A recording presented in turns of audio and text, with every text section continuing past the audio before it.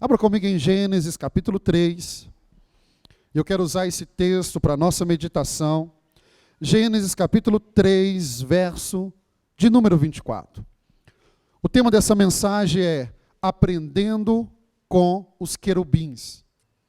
Aprendendo com os querubins.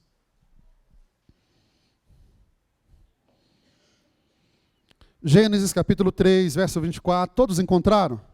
Amém. A palavra do Senhor diz assim: E expulso o homem, colocou querubins ao oriente do jardim do Éden, e o refugi de uma espada que se revolvia, para guardar o caminho da árvore da vida. Esse versículo ele fala do momento que o homem ele foi colocado para fora do jardim. Acredito que até as crianças conhecem essa história. O homem foi expulso do jardim por causa de quê? Por causa do pecado. Por causa da desobediência. O texto é muito claro. O homem foi expulso do jardim. Precisamos parar e pensar, por que Deus criou um jardim? Será que o jardim não é o plano original de Deus para o homem? Interessante que a Bíblia fala de 3 jardins. Fala desse jardim, fala do jardim, quando Jesus ressuscita ali daquele túmulo, que Maria vai encontrar com ele, e fala do jardim que está na cidade celestial. O jardim foi o projeto de Deus para o homem, tanto que Deus, quando plantou o jardim, se você voltar um pouquinho, no capítulo 2, verso 8, vai nos dizer assim: E plantou o Senhor Deus um jardim no Éden. Qual é a diferença do jardim do Éden e da outra criação, da criação do mundo? É que quando Deus foi criar o mundo, o texto é muito claro. A Bíblia diz que Deus falou, e aquilo que ele falou se criou. Deus disse: haja luz, houve luz, haja água, haja animais, haja plantas. Nós percebemos que o que foi criado a partir da fala de Deus. Mas o texto diz que Deus plantou um jardim. Se você pegar, por exemplo, o texto do profeta Ezequiel, você vai perceber que ele vai falar do jardim, falar da beleza do jardim, comparando a beleza do jardim com a beleza de Lúcifer, querubim ungido. O que percebemos é que no Éden havia árvores que foram plantadas que não havia em lugares nenhum. O que tinha no Éden não tinha fora do Éden. Deus fez com um propósito. Qual o propósito? Está no verso 15 do capítulo 2. Tomou, pois, o Senhor Deus o homem e o colocou no jardim do Éden para cultivar e guardar. Mas agora, por causa do pecado, o homem é expulso do jardim. E quando o homem é expulso, Deus então coloca querubins. Aí está no plural. E por estar no plural, era pelo menos 2 querubins. Eu quero te mostrar que todas as vezes que o homem fracassa em fazer algo que Deus o chamou para fazer, Deus convoca os querubins. Todas as vezes que o homem fracassa, que o homem deixa de fazer aquilo que Deus o chamou, Deus convoca os querubins. Se formos pensar nos querubins, os querubins não são os anjos. Os querubins são seres angelicais. É muito interessante a forma que Isaías descreve os querubins, a forma que o profeta Ezequiel descreve os querubins, mas nós não vamos entrar sobre o aspecto físico deles. Mas é algo interessante. Deus colocou o homem no jardim. Com qual propósito? Com o propósito que? Cultivar e guardar. Mas agora que o homem é expulso, Deus chama os querubins. Meus irmãos, os querubins tiveram uma opção, uma escolha. A Bíblia fala que quando Satanás ele se levanta contra Deus, E quando ele é expulso do céu, ele leva 1/3 parte dos anjos. Se você, deixa marcado aí, mas vai lá comigo, na carta de Judas, lá pertinho de Apocalipse. Só tem um capítulo, a carta de Judas. E eu quero ler com você, Judas, o verso 6. Judas 6.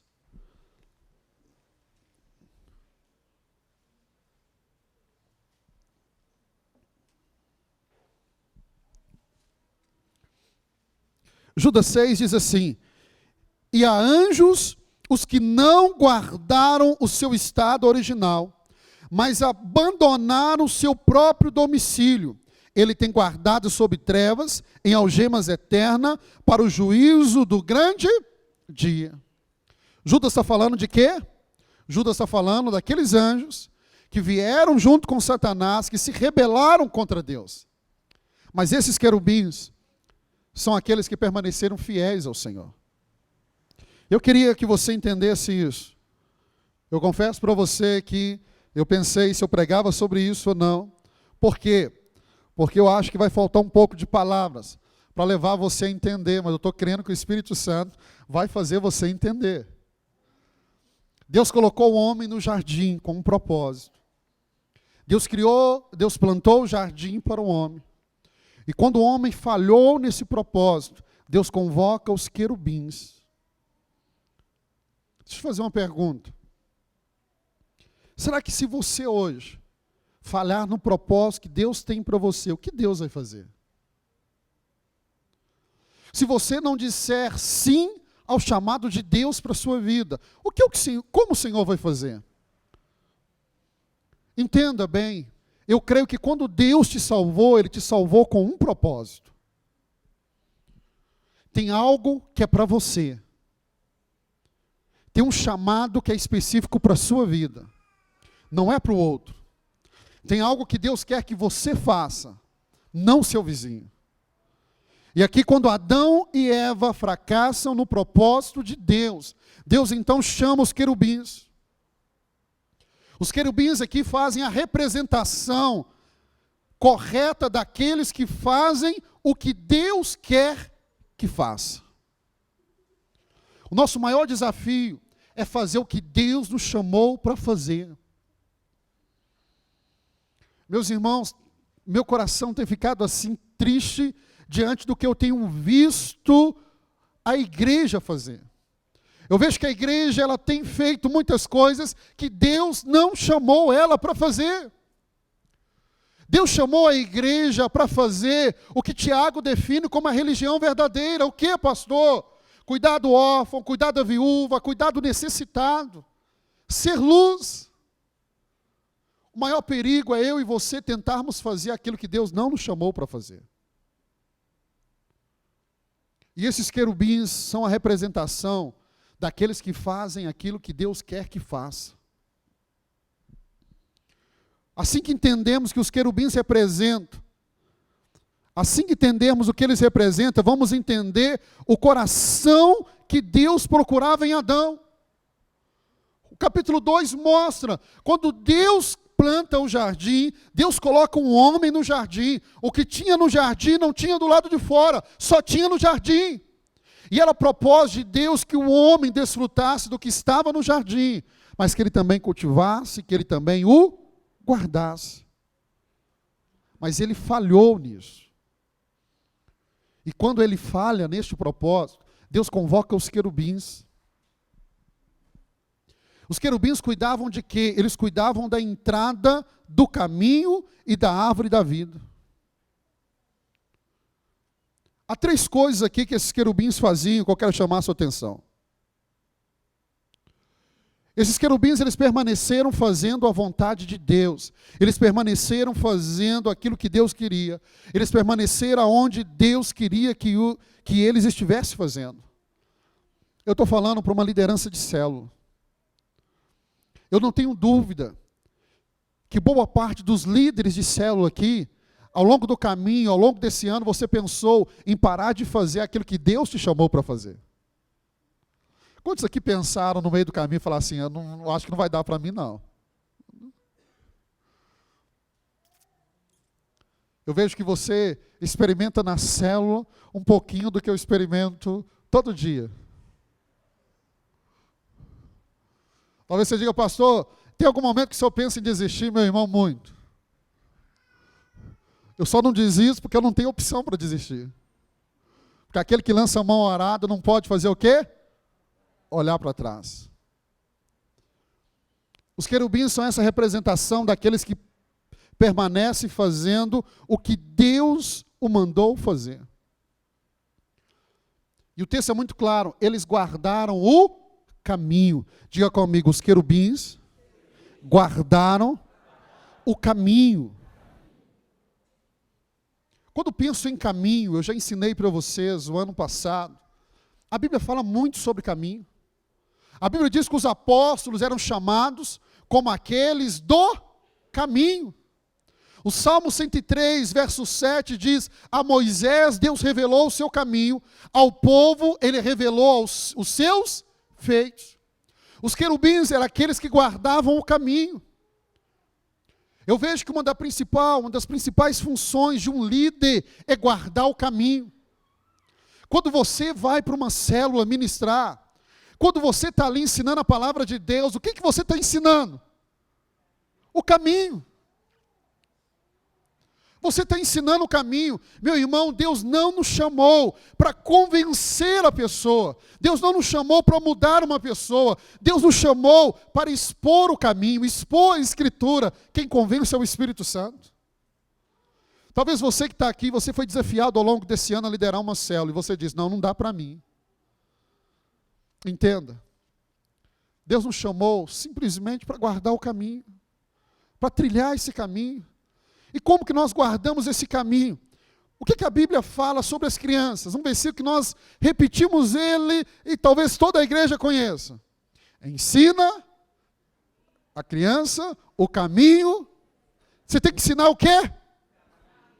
E o texto vai dizer, mesmo quando ela crescer, caso ela se aparte, ela vai retornar o quê? O caminho. A Bíblia está trazendo muito clara, na orientação mais clara que dá de um pai para um filho, a Bíblia está dizendo assim, ensina ao filho o caminho. Sabe qual que é o meu desejo? Aquela Lagoinha Estoril, cada líder, ensina o caminho. Mostre o caminho. Se for possível, pega a pessoa pela mão e ande com ela pelo caminho. Esse texto ensina a criança no caminho que ele deve andar, no original, no hebraico, poderia ser traduzido assim, aponte para a criança, ou coloque no coração dela um propósito, para que ela trilhe esse propósito. É interessante que Deus chama os querubins, e a primeira função deles é que eles guardassem o caminho. Esses são seres que sabiam guardar os caminhos como Deus queria. Eu e você como igreja precisamos aprender a guardar o caminho. Eu e você precisamos entender o que Deus tem para nós como igreja. Qual é o chamado de Deus, qual é o propósito de Deus para a igreja. O propósito de Deus para a igreja é que a igreja permaneça no caminho. O maior desejo de Deus é que você ande no caminho que Deus estabeleceu para você. Este é o maior propósito de Deus, que você ande pelo caminho que Deus estabeleceu para você. Se formos olhar ao longo da Escritura, os querubins eles tinham que guardar o caminho e guardar também a porta de entrada do jardim. Porta fala do que entra e do que sai. Você como líder, você é esse guardião. Na sua célula, aonde você ministra. É muito interessante como que Jeremias escreve em Lamentações, capítulo 5. Eu quero que você abra comigo, esse texto é muito interessante. Lamentações, vai lá comigo. Lamentações, capítulo 5, a partir do verso 14. Porque quando pensamos em porta, pensamos nos juízes, nos anciões que ficavam à porta da cidade, julgando as causas. E agora aqui, Lamentações 5, verso 14, diz assim, os anciões já não se assentam na porta, os jovens já não cantam, cessou o júbilo de nosso coração, converteu-se em lamentações a nossa dança, caiu a coroa da nossa cabeça. Ai de nós, porque pecamos. Qual é a função sua, líder? Qual é a função minha e sua? De guardarmos a porta. Guardarmos para ver o que entra e o que sai. Sabe qual é um dos grandes desafios da igreja brasileira? É que de cada 10 que entra na igreja, 8 estão saindo pela porta dos fundos. Para cada pessoa que nós temos dentro da igreja, no Brasil, nós temos 5 desviados. Eu e você precisamos guardar as portas. Esses querubins nos ensinam isso, que eu e você precisamos guardar a porta. Qual é a terceira coisa que esses querubins guardavam? A árvore da vida. A árvore da vida. Aquele que cuida de uma árvore, quantos aqui já cuidaram de uma árvore? Você já cuidou de uma árvore? Se você vai cuidar de uma árvore, você precisa fazer o quê? Você precisa cuidar da terra, você precisa preocupar se vai ter água, você precisa preocupar se vai bater sol naquela árvore, você tem que preocupar com todo o ambiente onde aquela árvore está plantada. Qual que é a função minha e sua? Nós precisamos preocupar em cuidar do ambiente onde nós estamos. Quando eu falei com o Marlos, com o Ministério de Intercessão, todo domingo antes do culto é para iniciar meia hora de oração antes do culto. Sabe para quê? Porque nós queremos já preparar um ambiente para quando as pessoas chegarem, para quando o culto começar, já temos um ambiente preparado para Deus se manifestar. Se você veio ao longo desse ano, em uma das reuniões nós tivemos de líderes, eu preguei sobre os tangedores. Quem estava aqui quando eu preguei sobre os tangedores? E lembra dos tangedores? Vou ter que pregar domingo sobre os tangedores, que você esqueceu da mensagem. Eu falei daqueles que preparam o ambiente para a manifestação de Deus. Esses querubins, eles cuidavam de 3 coisas. A primeira delas era o quê? Guardavam o caminho. Diga comigo, caminho. Segundo, eles guardavam o quê? A porta. E terceiro, eles guardavam o quê? A árvore da vida. Diga comigo, caminho, porta e árvore da vida. Mais uma vez, caminho, porta, árvore da vida. É tão interessante quando Jesus veio, ele diz assim, eu sou o caminho, eu sou a porta e eu sou a vida. Pastor, eu ainda não entendi, mas não é para você entender ainda. É só para você ir recebendo no seu espírito. Um segundo momento que os querubins são citados, está lá em Êxodo. Êxodo 25 ou Êxodo 37, qualquer uma das referências. É quando Deus fala para Moisés fazer a arca da aliança. Preste atenção aqui. Quando Deus fala para Moisés fazer a arca da aliança, ele fala para ele fazer o propiciatório. E ele fala que em cima desse propiciatório ele teria que fazer 2 querubins de ouro. 2 querubins de ouro, que ficavam em cima do propiciatório. Quantos estão lembrando dessa passagem? Os querubins, é tão interessante você pegar lá em Êxodo 37, vai dizer assim, que esses querubins, Moisés não podia fazer 2 querubins e colocar sobre a arca. Eles tinham de ser de ouro batido, e eles tinham que ser uma peça só. Diga comigo, uma peça só.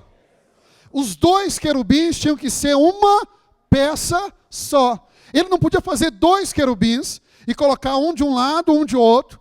E o texto bíblico nos diz que esses querubins estavam com a face um voltada para o outro. Não era 2 querubins, era um só. É tão interessante, todas as vezes que o homem deixa de fazer algo no Velho Testamento, Deus convoca os querubins. Tinha que ser uma peça só. Isso nos fala de quê? Será que quando Deus pensou a igreja, Será que quando Deus pensou nisso aqui, será que esses textos não trazem uma revelação para mim e para você de igreja? Vamos pensar, quando Deus plantou um jardim, e nesse jardim Deus planta uma árvore, cada árvore de um jeito, com um propósito. Será que Deus não estava pensando em mim e em você? Será que Deus não estava pensando em Lagoinha Estoril, quando Ele estabeleceu essa igreja e resolveu juntar no mesmo lugar pessoas tão diferentes? Cada um com propósito, cada um com dom, com talento. Por que nós colocamos esse tema, somos um? Porque esses querubins, eles nos ensinam isso. Não podiam ser dois, tinha que ser um só. Meu irmão, eu e você, como igreja, precisamos ser um só. Se tem uma coisa que eu acredito que parte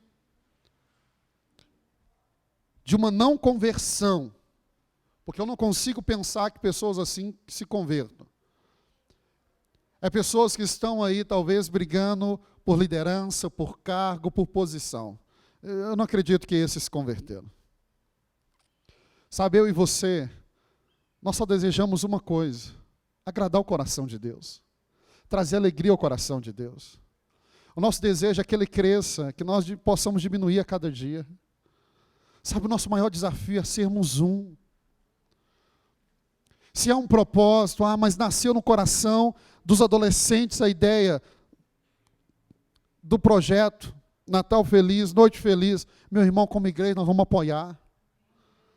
Se nascer no coração da mocidade um projeto como igreja, nós vamos apoiar, aquilo ali é para o reino, então nós vamos apoiar. Se Deus gerar no seu coração uma ideia que vai ser boa para o reino de Deus, que vai manifestar o reino de Deus aqui na terra, meu irmão, como igreja, nós queremos apoiar. O ano que vem eu vou ensinar algo para vocês do Bob. Bob é um americano, já está assim bem velhinho mesmo. Ele teve há 3 anos no Brasil. Ele veio com Vishal Manganese. Vishal é um filósofo indiano, cristão. E o Vishal veio lançar o livro dele, e o Bob veio. E o Bob escreveu um livro muito interessante. O tema do livro é Se Jesus Fosse Prefeito. Se Jesus fosse prefeito. E ele traz algumas estratégias, como que a igreja pode ser relevante na sociedade onde ela está. Imagina, pelo número de células que nós temos hoje aqui na igreja, se cada uma das nossas células resolverem fazer um impacto social perto da casa, da onde ela está. Imagina amanhã quando formos 100 células, 200, 300, 400, 500 células, e cada uma das células resolverem fazer a diferença onde elas estiverem. Imagina a mudança que nós vamos trazer. Ele chama isso no seu livro de atos de amor. Imagina se eu e você reunimos a nossa célula e resolvemos fazer um ato de amor. Hoje estamos reunidos todos juntos nesse propósito aqui. Mas se não tivéssemos fazendo como igreja, a sua célula poderia fazer. A sua célula poderia procurar ali na sua rua. Espera aí, tem alguém necessitado? Nós vamos fazer o papel do bom samaritano, a célula. Vamos lá, vamos assistir. Já imaginou o impacto que seria? É interessante que esses 2 querubins, eles estavam com a face voltada um para o outro, um de frente com o outro. Mas a Bíblia diz que eles estavam olhando para o propiciatório, olhando para a arca. E a arca simboliza o quê? A presença de Deus. Quais são os líderes que Deus está buscando? Líderes que buscam a presença de Deus. Líderes que buscam a presença de Deus. Quando Ezequiel fala sobre os querubins, ele fala desses querubins que estão ligados com a glória de Deus, que estão atrás da glória de Deus, que estão estabelecendo um trono para Deus. Qual foi o momento que a Bíblia fala também de querubins? Isaías 6. Diante de um chamado de Deus para o homem, para o profeta, diante do chamado de Deus para o profeta, o que o profeta vê? Ele vê querubins, ele vê serafins, né? Ele vê os serafins voando diante do trono de Deus. E nós percebemos a incapacidade de Isaías em responder o chamado do Senhor. Deixa eu te fazer uma pergunta, eu e você estamos respondendo o chamado de Deus para a nossa vida?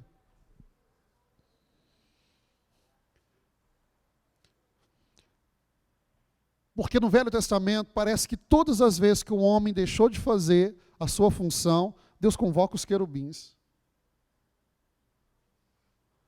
No Novo Testamento não é assim, depois que Jesus veio. Porque depois que Jesus veio, meu irmão, a obra, a vontade de Deus para ser estabelecida na terra, ela não vai ser estabelecida a partir de querubins, ela vai ser estabelecida a partir de homens e mulheres. É tão interessante da arca, o momento que Davi está tentando levar a arca para Jerusalém. Você conhece essa história? A arca tinha ficado 20 anos na casa de Abinadab. 20 anos. 20 anos dentro da casa. Eu imagino que os filhos de Abinadab, eles acostumaram com a arca ali. Eles acostumaram com a presença de Deus. Eu imagino que quando eles sentavam à mesa, nos primeiros dias da arca, dentro da casa deles, eles sentiam a presença de Deus, eles se emocionavam. Quando eles acordavam de madrugada para orar, a presença de Deus estava ali. Mas eles acostumaram com a presença de Deus. O maior perigo para mim e para você, o maior perigo para as células, é acostumar com a presença de Deus, é acostumar com o sagrado. A família de Abinadab acostumou em ter a arca ali, acostumou com a presença de Deus. Acostumaram tanto, que quando Davi está levando a arca, Davi resolve colocar a arca sobre um carro de boi. E coloca 2 jovens para puxar o carro de boi. E quando o boi está levando a arca naquele carro, a Bíblia diz que aqueles bois, aquela carroça vai tropeçar. E Uzá vai pôr a mão na arca para segurar a arca. Uzá era filho de quem? Abinadab. Ele acostumou tanto com a presença de Deus, que quando a arca ele vê que ela podia cair, ele achou que ele poderia dar uma ajudinha para Deus. Eu sei como célula é um desafio. Mas eu entendo que célula se torna um grande desafio quando você quer tentar resolver na força do seu braço. O que aconteceu com Uzá quando ele estendeu a mão na arca? A Bíblia diz que ele morreu.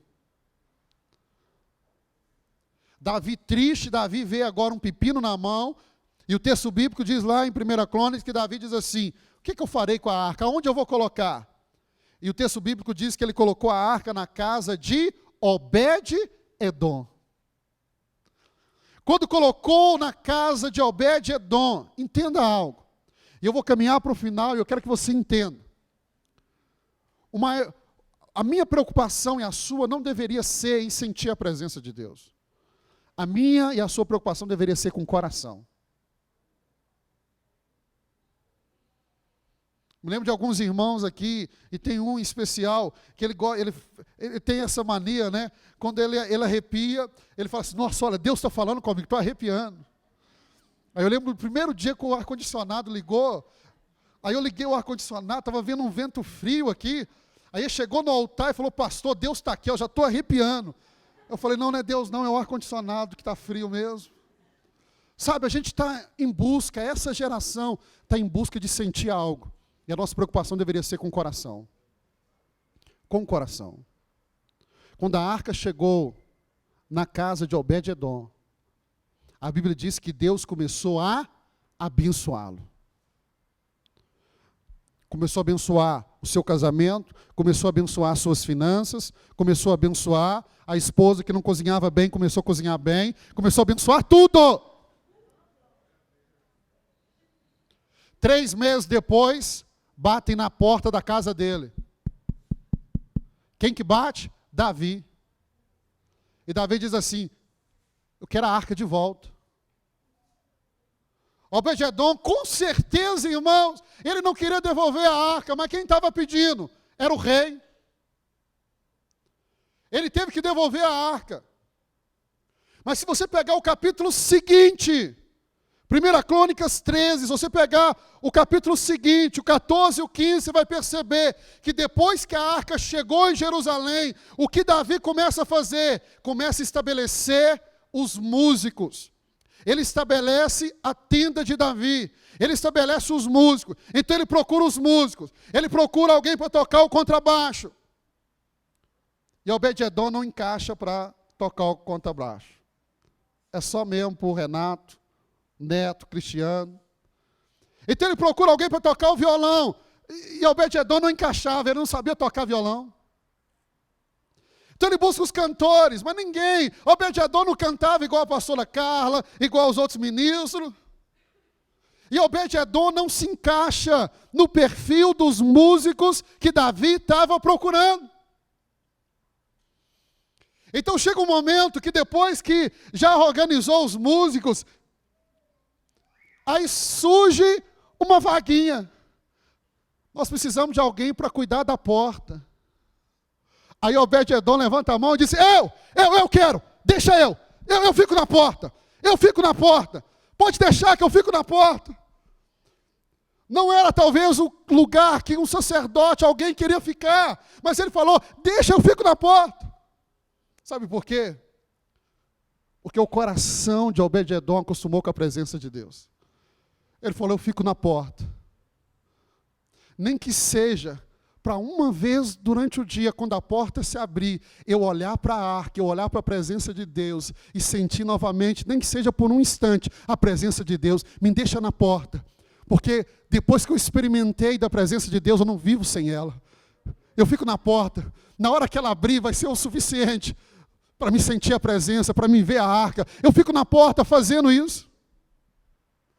Me deixa na porta. Lá em Gênesis, os querubins cuidavam de quê?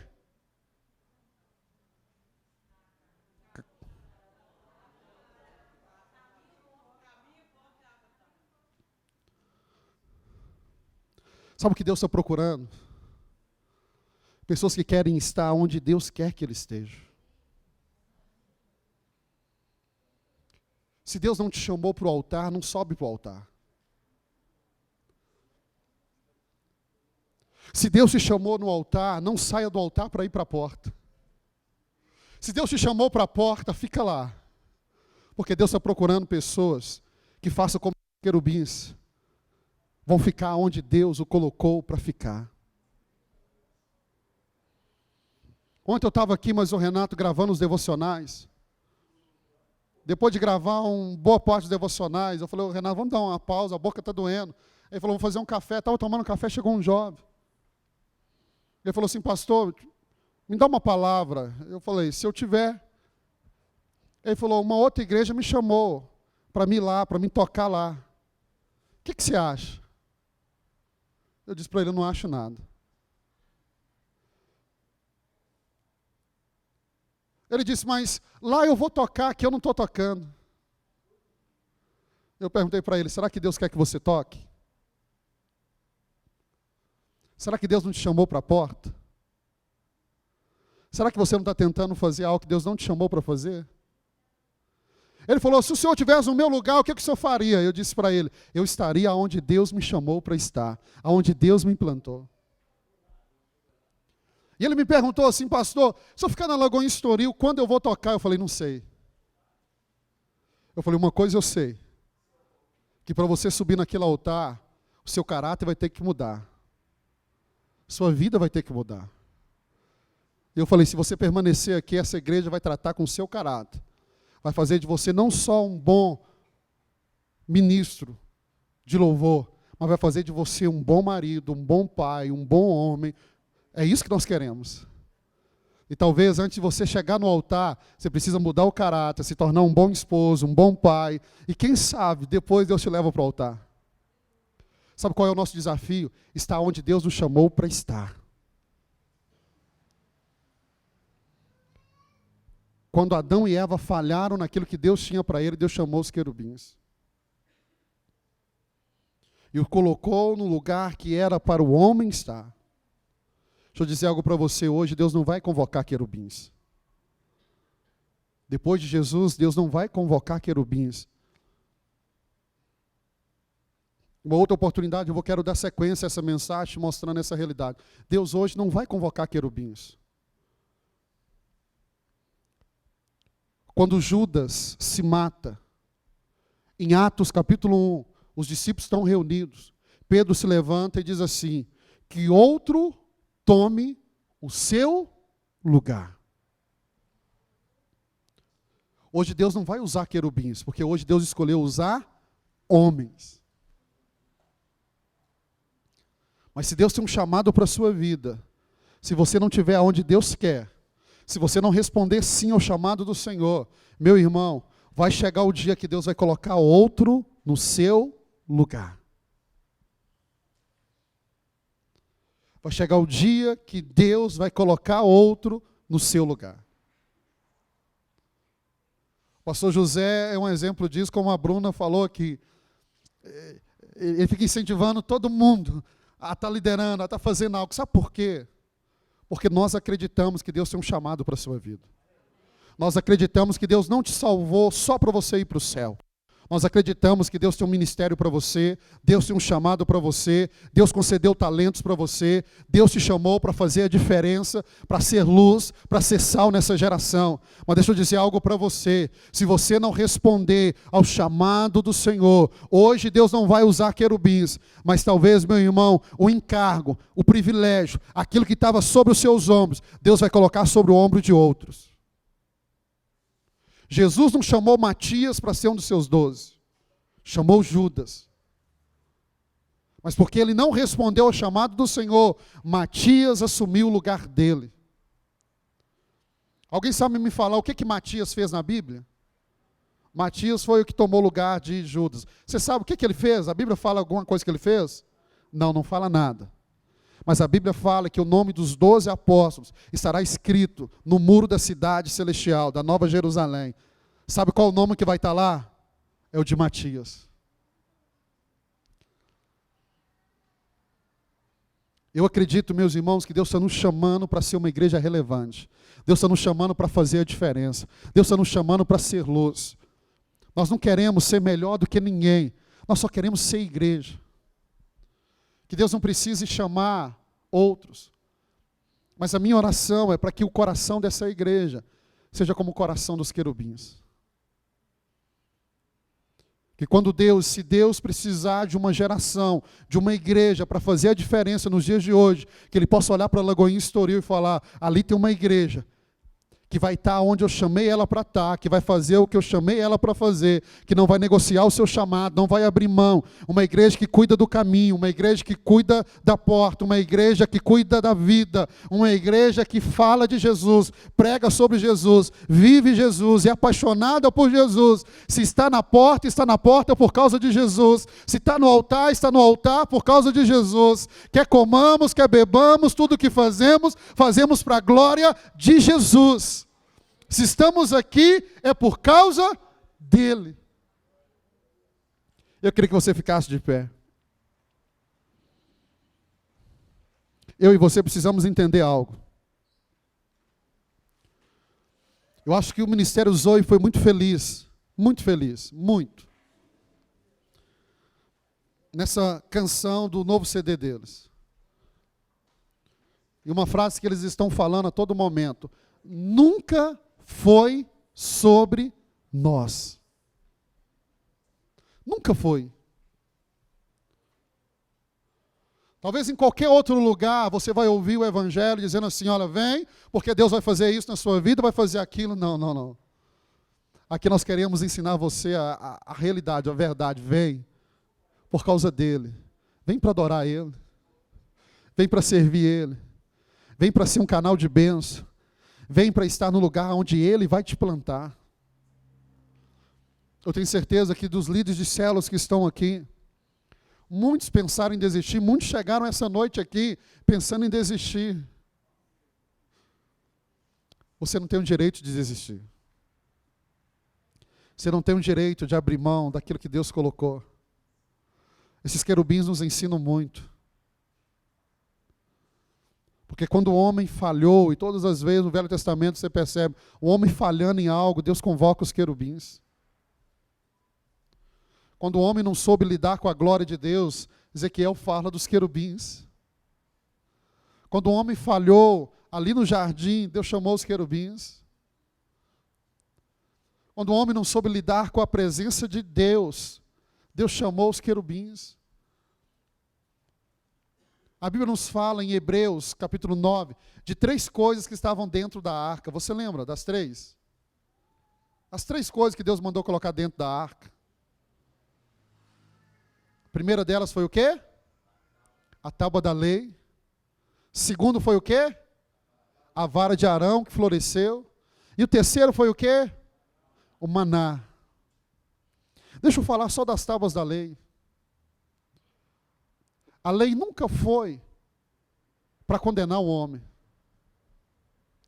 A lei foi um instrumento para Deus abençoar o homem. Deuteronômio 28 diz assim: se você guardar a lei, todas essas bênçãos virão sobre ti. A lei foi um mecanismo que Deus usou para abençoar o homem, para derramar bênçãos sobre eles. Hoje nós não estamos sobre a lei, hoje nós estamos na graça. Não foi a lei o instrumento para Deus nos abençoar, foi Jesus Cristo. Jesus foi o caminho, Jesus foi o instrumento que Deus usou para nos abençoar. Mas eu queria deixar essa palavra no seu coração. A minha oração é que essa igreja tenha um coração como dos querubins. E eu tenho percebido que Deus está levando essa igreja para essa marca social. Essa igreja que está fazendo a diferença. Essa igreja que não vai chegar aqui, meu irmão, e ficar o culto todo falando de dízimo, mas vai te ensinar do dízimo, porque queremos que você seja abençoado a partir dos dízimos da oferta. Não é uma igreja que vai chegar aqui e falar, olha, nós queremos números, não. Mas uma igreja que entende que cada casa, cada vida que é alcançada, é menos uma família condenada ao inferno, é menos uma pessoa condenada ao inferno.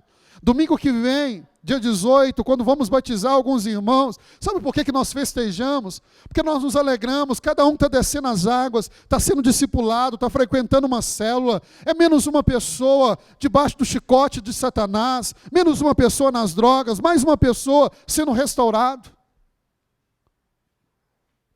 O que nós queremos ser? Nós queremos ser igreja. E algumas coisas vêm confirmando. Quando estávamos iniciando a reforma aqui da Lagoinha Estoril, numa reunião lá no prédio da jornada, eu disse para os irmãos que estavam ali, o que nós queremos ser? Eu disse, nós queremos ser simplesmente igreja. E o Fernando fez uma arte, simplesmente igreja, eu coloquei no meu Facebook. Na semana seguinte eu vi um comentário grande, do pastor Jonas Neves, lá de São Paulo. Ele já foi pastor em Lagoinha. Ele escreveu um texto longo. E nesse texto ele falou assim, olha, quando eu saí de Lagoinha, chorando no meu escritório, recomeçando o meu ministério, eu pedi a Deus uma palavra, e a palavra que Deus deu para mim foi essa aí, simplesmente igreja. Deus falou com ele, eu estou trazendo você para São Paulo, para que a igreja que você pastoreie seja simplesmente igreja. Eu lembro da frase que ele colocou, e ele disse assim, isso que está no coração de vocês, como Lagoinha Estoril, é serem igreja. Deus vai fazer na vida de vocês o que fez na nossa vida e está fazendo na nossa vida.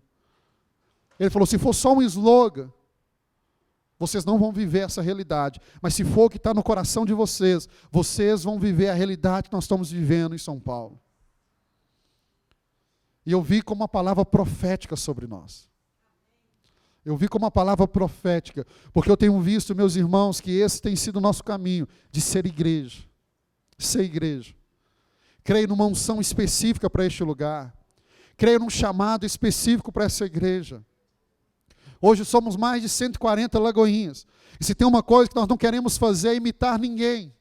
Podemos aprender com todos, mas eu creio que é uma unção específica para este lugar. Eu creio que Deus plantou essa igreja com um propósito.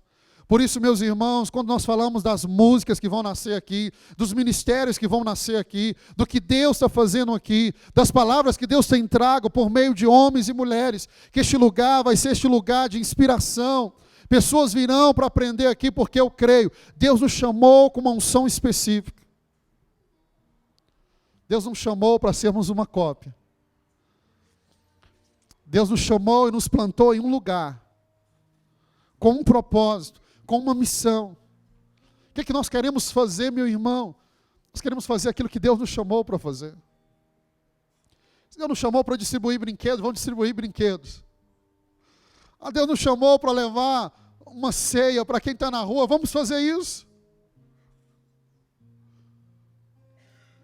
O importante não é sentir a presença de Deus, mas é o seu coração. Hoje eu ouvi uma grande teóloga que eu gosto muito, a Renata Arruda, ela dizendo assim: uma igreja pode ser muito grande e não ser relevante. Uma igreja pode ser pequena e ser muito relevante para onde ela está. Ela disse: uma igreja pode ser grande e também pode ser relevante. Cada célula, cada líder que diz sim ao chamado do Senhor.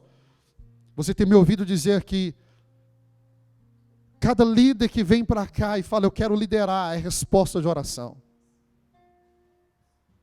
Uma pessoa me perguntou há 3 semanas atrás: pastor, qual estratégia que você usa para levantar líderes? E eu apontei para ele o joelho. Falei, essa é a estratégia. Ele falou, não estou falando de oração. Como é que o senhor faz para nascer líderes na igreja? Eu falei com ele, eu uso o joelho. Ele falou, cara, você não entendeu, não estou falando de reunião de oração, estou falando como é que os líderes nascem. Eu falei, você usou a palavra certa. Falei, líder você pode formar na sala de aula. Eu falei, mas filhos de Deus que vão liderar, eles não nascem na sala de aula, eles nascem na intimidade com o Pai. Eu disse para ele, olha para Timóteo. Eu falei com ele, você acha que Timóteo foi um grande líder? Ele falou, é claro que foi. Eu disse, como é que ele foi gerado? Numa sala de aula? Não, ele foi gerado, meus irmãos, em oração. Líder, você é fruto de oração. Você é fruto de lágrimas. Você é fruto de soluços na presença de Deus. Você que ainda não respondeu o chamado do Senhor. E talvez você está falando assim, por que Deus está gerando isso no meu coração? Porque tem gente orando e falando, Deus, levanta mais líderes, desperta mais corações. Tem pessoas que estão passando a noite dizendo assim, Deus, eu sei que o Senhor não vai usar mais querubins, só vai usar pessoas, então desperta essas pessoas.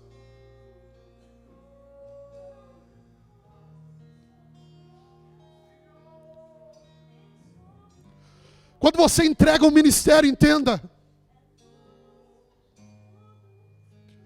Você não entrega ao pastor, você não entrega ao seu líder. Você entrega para aquele que te chamou. Qual é o evangelho que nós queremos viver? Não é um evangelho para nós, é um evangelho para o outro. Queremos viver para o outro, queremos viver como Jesus viveu. Eu quero orar pela sua vida. Mas eu quero fazer um chamado específico, porque se for um chamado comum, todos podem responder. Eu acredito que quando você chama para algo comum, qualquer pessoa pode responder. Mas quando você chama para algo que sai do medíocre, que sai do comum, é só aquele que tem fé, só aquele que está disposto para pagar o preço. O ano passado nós oramos para novos líderes ser levantados. Mas hoje eu quero orar. Talvez você ainda não começou a liderar, mas eu quero orar por pessoas que querem estar onde Deus te chamou para estar. Você que vai decidir, eu não vou viver agora para mim, eu vou viver agora para Ele. Eu vou estar onde Ele me chamou para estar. Eu vou permanecer fazendo o que Ele me chamou para fazer. Mesmo que seja difícil, eu vou permanecer ali, aonde Ele me chamou. acreditando que Ele vai me honrar, acreditando que em um determinado momento meu ministério vai fluir. Deus vai fazer. Hoje eu não quero orar por novos líderes. Eu quero orar para novos supervisores e novos superintendentes de célula. Pastor, o que é um supervisor? É aquele que lidera 5 células. Quem é um superintendente? É aquele que lidera de 10 a 30 células. Deixa eu falar com você, eu creio. Você pode não ter uma célula hoje, em um ano, Deus pode trazer 30 células para você.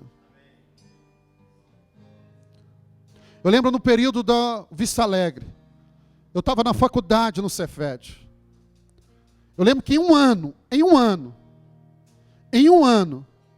eu abri 25 células. Mesmo fazendo faculdade, eu estava de segunda a sexta da faculdade, só estava na igreja no final de semana.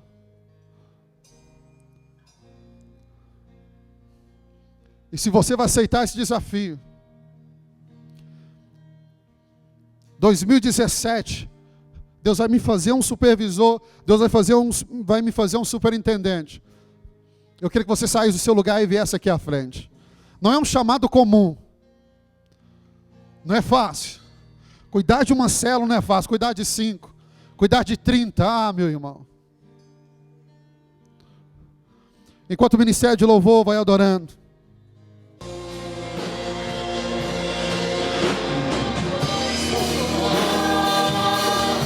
Nem sobre o que podemos fazer, é tudo sobre você, tudo para você, Jesus.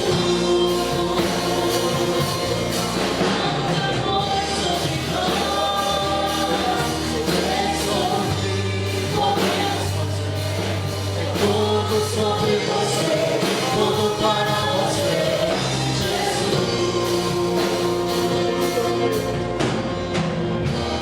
Aleluia.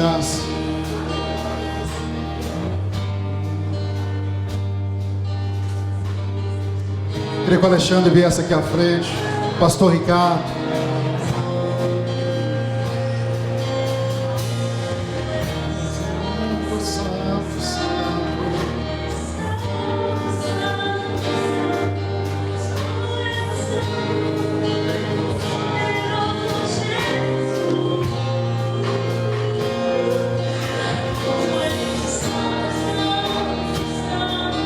Quantas células para os jovens?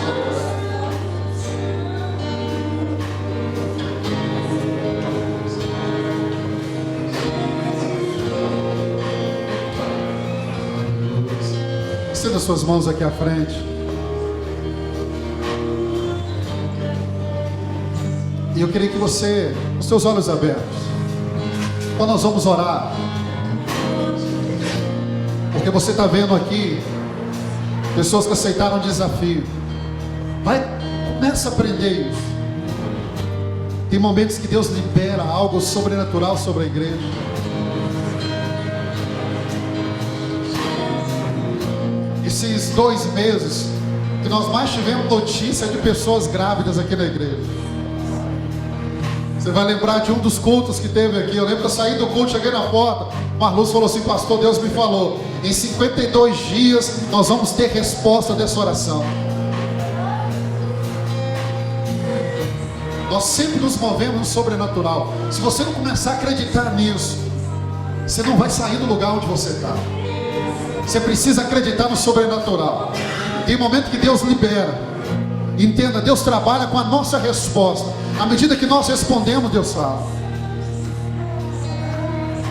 O alvo para a mocidade, o ano que vem, são 20 células. 200 jovens aqui. Que Deus colocou no coração do Alexandre, são 30 células. 300 adolescentes no ano que vem aqui. Estenda as suas mãos. Pai, em nome de Jesus. O Senhor escolheu usar homens. O Senhor escolheu usar pessoas. A única coisa que nós precisamos é permanecer no lugar onde o Senhor deseja. Eu libero sobre a vida do Renato essa unção. Libero sobre ele essa unção. Libero sobre ele essa unção de multiplicação. O que o Senhor gerou no coração dele, que o trouxe aqui até esse altar vai acontecer agora em 2017. Líderes vão brotar na sua célula, líderes vão chegar até Ele. Essa unção, ó Deus, está sobre a vida. Pai, oro pela vida do Cris, pela sua casa. Essa unção também está sobre ele. Esse ano, ó Deus, eles começaram a liderar. Sobre eles está essa unção de multiplicação. Só vai trazer líderes até eles. A partir deles, o Senhor vai gerar líderes, dele, da Flávia, da sua casa. Eles vão gerar líderes. Líderes, líderes, líderes. O ano que vem, ó Deus, estaremos consagrando eles a supervisores de célula. É o início de um chamado. É o início de uma marca sobre a vida, ó Deus, da Claudinha, sobre a vida do Alexandre, sobre a vida dos adolescentes, ó Deus, que venha esse tempo de multiplicação. Levanta líderes no meio dos adolescentes, assim como o Senhor despertou Samuel ainda jovem, assim como o Senhor despertou o coração de Davi, desperta o coração dos adolescentes. Acende um fogo no meio dos adolescentes. Faz esse fogo se espalhar. Faz esse fogo se espalhar. Faz esse fogo se espalhar.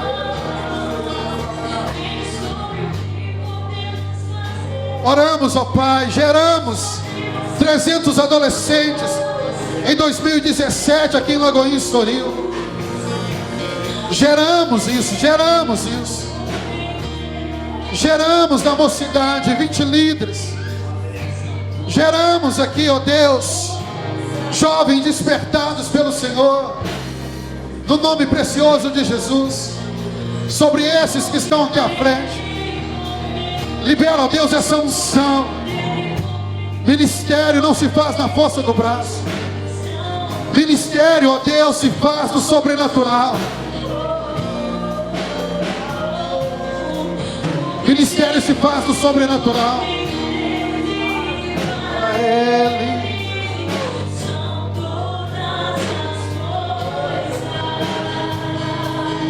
Em 2017, Pai, eu vou chamar cada um desses que estão aqui à frente. E a igreja verá o que o Senhor vai fazer no coração deles, por meio da vida deles.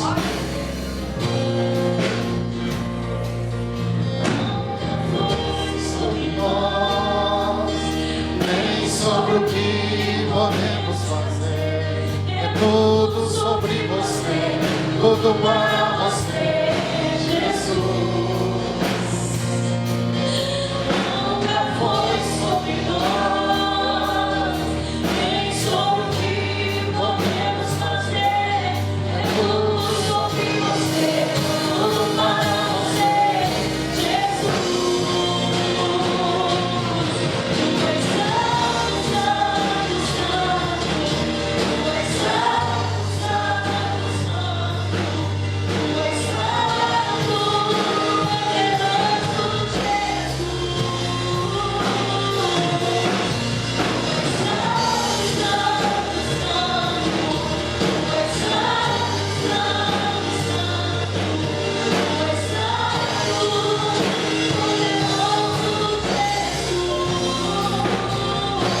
Pai, obrigado, Senhor.